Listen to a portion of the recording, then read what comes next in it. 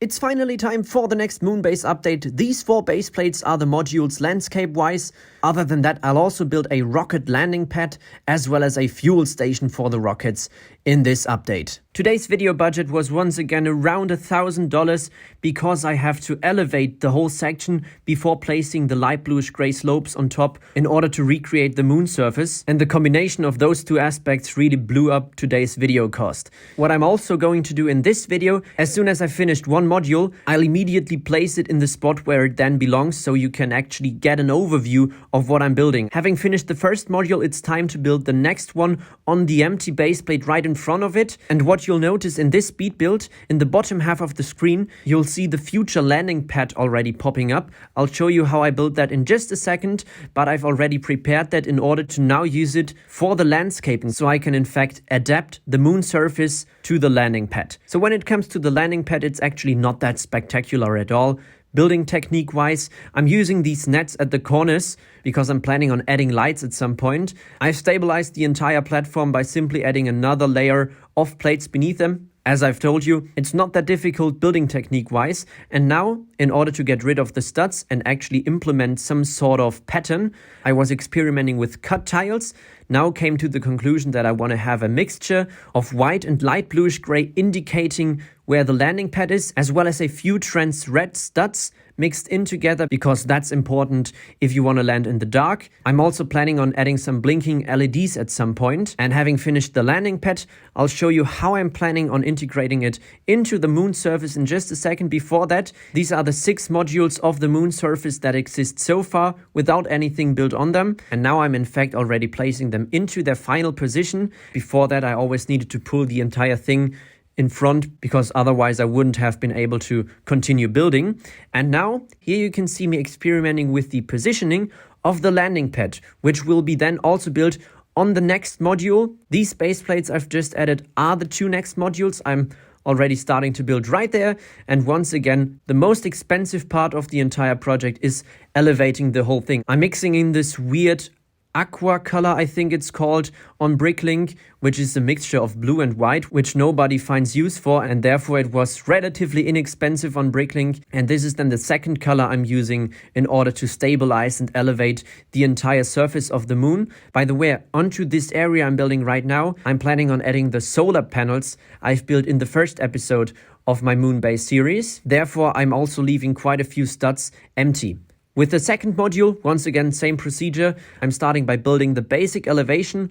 Also, in just a second, you can see me place the landing pad into the moon surface, because now I can landscape around the landing pad and actually integrate it a bit into the moon surface. On average, this time it took me about 4 hours per module. So in total, I spent 16 hours landscaping, excluding the part of me building the landing pad. And then the next thing I'm adding, the fuel station or the fuel tanks. I'm not exactly sure what it is. I mean, these tanks could be simply used to store fuel and then refuel the rocket, the Starship maybe. I'll talk about this in just a second, which type of rocket is actually landing on the landing pad.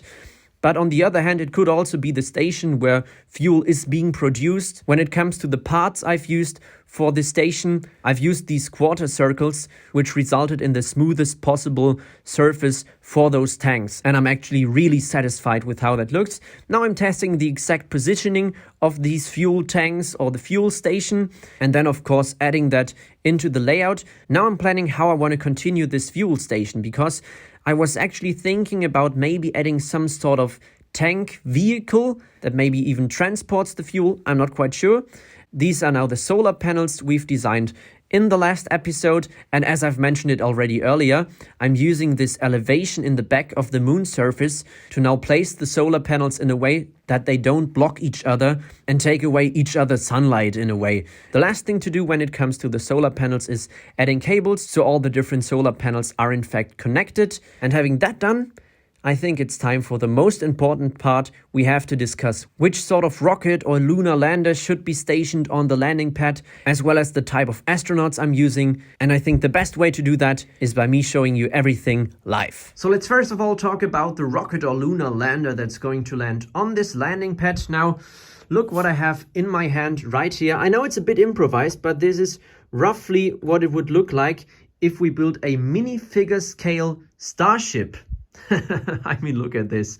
This is honestly a bit stupid. And it would not even be wide enough if we would build a model to scale. So I'd either have to drastically size down, or we would have to find an alternative solution. So I think it's best to first of all understand what we are actually building. It's not like we have a rocket going back and forth between the moon and Earth, but with our current plans on going back to the moon, we actually have this Lunar Gateway, which you can see right here, and we have the rocket coming from Earth, docking and connecting with the Lunar Gateway, and then astronauts switch into the so-called Lunar Lander, which is then a completely separate rocket, actually, as the name might already suggest, landing on the moon. Same goes, of course, for traveling back to Earth. First of all, astronauts will take the Lunar Lander to the so-called Lunar Gateway, which is basically just a space station in orbit around the moon. And then using the Lunar Gateway as a sort of railway station for space travel, you could say, astronauts would now switch from the Lunar Lander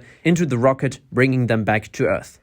So although it currently looks like the first versions of the Lunar Lander will be some sort of variation from the Starship from SpaceX, it is quite likely that in future there's some sort of different Lunar Lander, and so I think we can just be creative and build some sort of fantasy Lunar Lander. So to give you an idea of what I'm planning for the moon base itself, I want to build it underground because of one simple reason. The moon doesn't have a magnetic field, which means all the astronauts would be exposed to solar winds, and therefore the best protection would be to cover all the modules of the moon base with moon rocks or simply build them underground. When it comes to the minifigures, we basically have three options at the moment. I also tried this chrome helmet guy, but let's be honest, that's not really an option. So basically we have to decide between the old nostalgic guy or the more realistic looking guy. If I take this astronaut and place it somewhere in this region, come on, let's go. I think this looks much better than having the simple nostalgic one. But honestly, I sort of also like this one.